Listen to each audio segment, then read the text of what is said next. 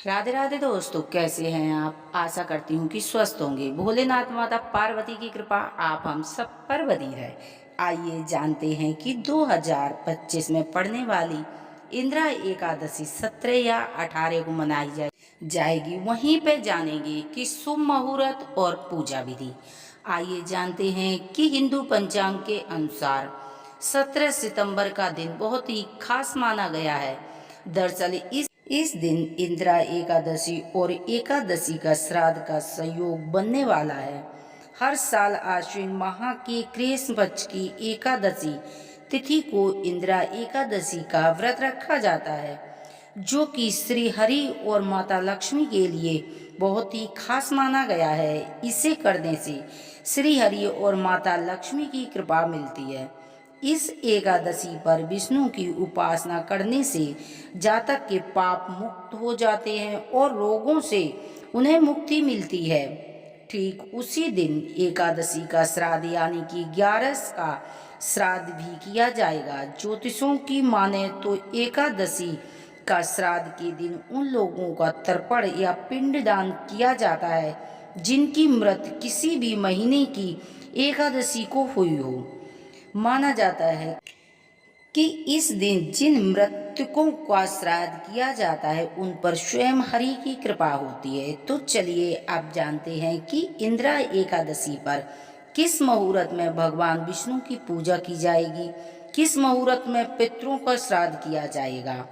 आश्विन माह की एकादशी तिथि की शुरुआत 13 सितंबर की अर्धरात्रि 12:21 पर होगी और तिथि का समापन 17 सितंबर को रात 11:39 पर होगा। इसके साथ ही इस दिन पर एक योग भी है और शिव वास का भी संयोग बन रहा है, जिसके चलते इस दिन कभी भी श्री हरि की उपासना की जा सकती है।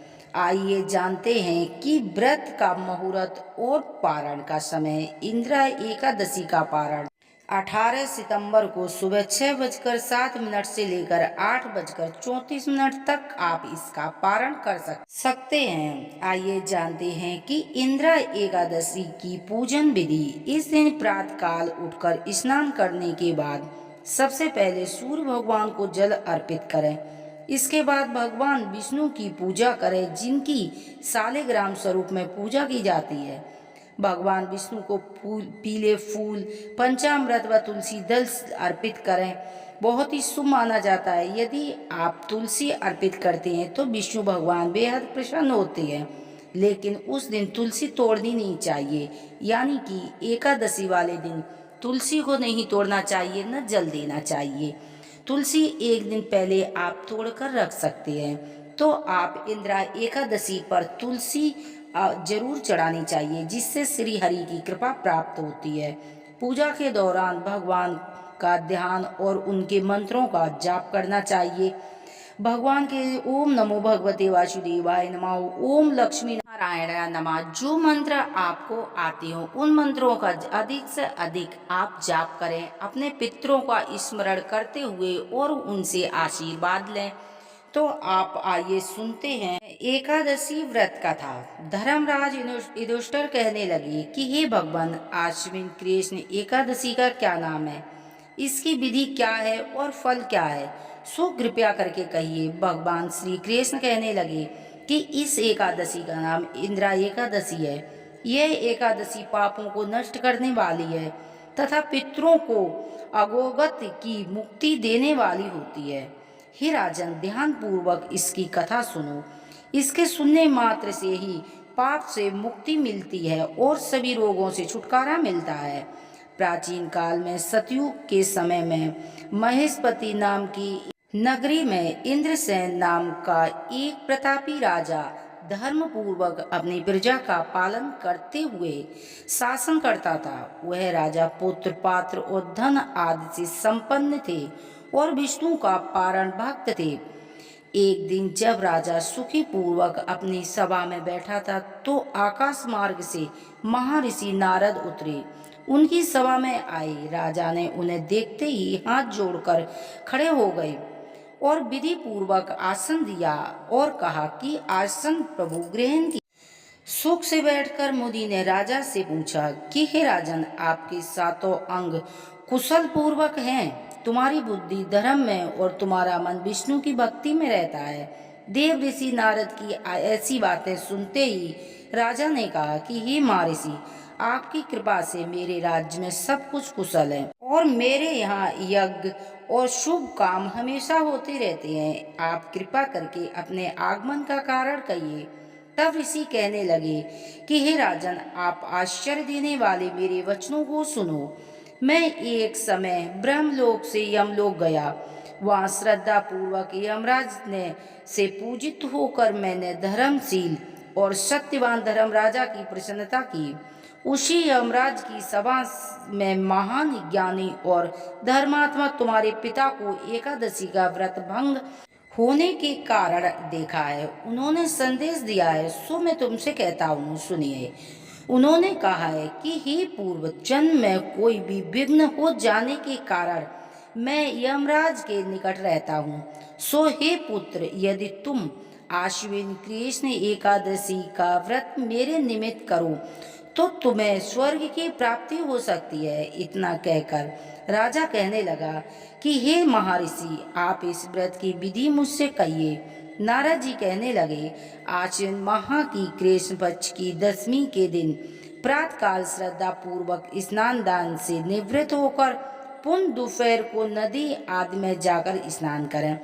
फिर श्रद्धा पूर्वक पितरों का श्राद्ध करें और एक बार भोजन करें। प्रातः काल होने पर एकादशी के दिन दातून आदि करके स्नान करें। फिर व्रत के नियमों का भक्ति ग्रहण करते हुए प्रतिज्ञा करें कि मैं आज संपूर्ण भोगों से त्याग कर निहार रहकर एकादशी का व्रत करूंगा। हे अच्युते, मैं पुंडरीक काक्ष में आपकी शरण में हूँ, आप मेरी रक्षा कीजिए। इस प्रकार नियम पूर्वक शालिग्राम की मूर्ति के आगे विधि पूर्वक श्राद्ध करके योग्य ब्राह्मणों को फलाहार कराएं, भोजन कराएं और दक्षिणा दें। पितरों के श्राद्ध से जो बच जाए उसको गाय को दे देना चाहिए तथा धूप दीप गंध पुष्प नवेद आदि सब सामग्री से ऋषिकेश भगवान का पूजन करना चाहिए, यानी कि लक्ष्मी नारायण का पूजन करना चाहिए। रात में भगवान के निकट बैठकर जागरण करें। इसके पश्चात द्वादशी के दिन प्रातः काल होने पर भगवान का पूजन करके ब्राह्मणों को भोजन कराएं। भाई बंधुओं, स्त्री और पुत्र सहित अपने भी मौन रहकर भोजन करें। नारद जी कहने लगे कि हे राजन, इस विधि को यदि आलस रहित होकर इस एकादशी का व्रत करोगे तो तुम्हारे पिता अवश्य स्वर्गलोक को जाएंगे। इतना कहकर नारद जी अंतर्ध्यान हो गए। नारद जी के कथा के अनुसार राजा द्वार अपने बांधवों तथा दासों सहित व्रत से आकाश से पुष्प वर्षा हुई और उस राजा का पिता गरुड़ पर चढ़कर विष्णु लोक गया। राजा इंद्रसेन ने भी एकादशी के व्रत के प्रभाव से निष्कंठ राजा के अंत में अपने पुत्र को सिंहासन पर बैठाकर स्वर्गलोक को गए। हे युधिष्ठिर, यह इंदिरा एकादशी का व्रत का महात्म्य मैंने तुमसे कहा है। इसके पढ़ने और सुनने मात्र से मनुष्य को सभी पापों से मुक्ति मिल जाती है और रोगों से छूटकर वह सब प्रकार के भोग भोग कर वैकुंठ को प्राप्त होता है। तो ये एकादशी की व्रत जो कथा सुनता है पढ़ता है, उन पर श्री हरि की कृपा होती है। एकादशी वाले दिन आप चावल का दान भूल कर भी नहीं करना चाहिए। चावल एक दिन पहले ही छोड़ देना चाहिए।